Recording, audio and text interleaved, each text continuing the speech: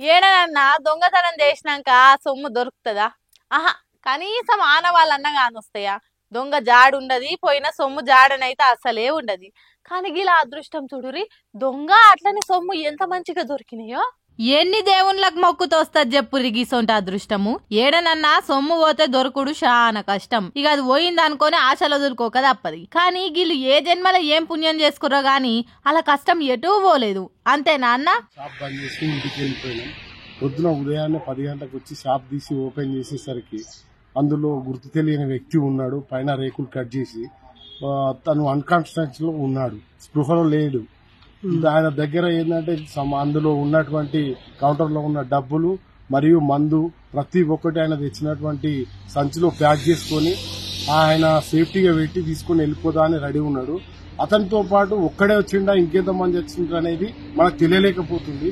ఎందుకంటే దానికి సంబంధించిన సీసీ కెమెరా, డివిఆర్లు, ఇన్పుట్స్ అండ్ కెమెరాలు అన్ని కట్ చేసిండు. దానికి సంబంధించినటువంటి చాకు, నైఫ్లు అతని దగ్గర ఉన్నాయి. అతను స్పృహలో లేనందున హాస్పిటల్ పంపించడం జరిగింది.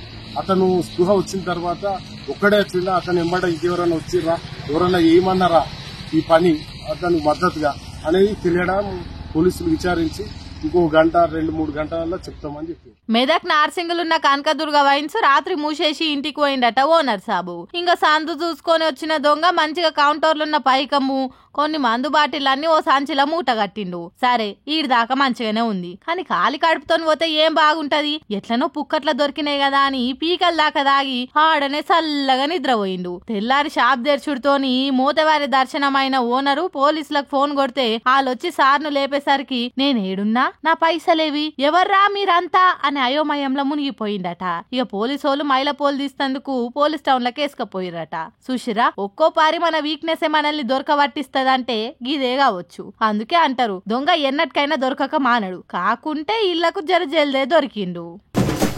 కన్యాకుమారి పోయేటోళ్ళందరికీ ఏకదం ముచ్చటొకటి పట్టుకొచ్చిన. అది నా నోటితో నేను చెప్పుడు కాదు గాని మీరే చూడు ఎట్లుందో. మనం ఎన్నో తీర్ల బ్రిడ్జిల తానికి పోయినాం, టీవీలల్లా ఫోన్లల్లా చూసినాం. కానీ అందరు కళ్ళు చెమక్కుమనే ఓ జబర్దస్త్ బ్రిడ్జ్ చూడుర్రి. వారేవా, ఏమన్నుందా? చూస్తందుకు 2 కళ్ళు జాలతలేవులే. ఇది ఏడనుకుంటురు? కన్యాకుమారిలా దేశంలోనే తొలిసూరి ఈ అద్దాల వంతెన. దీని పొడవు 77 మీటర్లు, వెడల్పు 10 మీటర్లు. వివేకానంద మండపం, తిరువల్లూరు విగ్రహాన్ని కలిపేటట్టు దేశంలోనే మొదటిసారి సముద్రం నడుమ గాజు వంతెనను తమిళనాడు సర్కారు 37 కోట్లతోని కట్టించింది. ఇక దీని Tamil Nadu CM MK Stalin sir షురూ చేసిండు. మీరు కూడా ఎవరైనా అటుపడతా పోయేటోళ్ళుంటే చూసిరారి.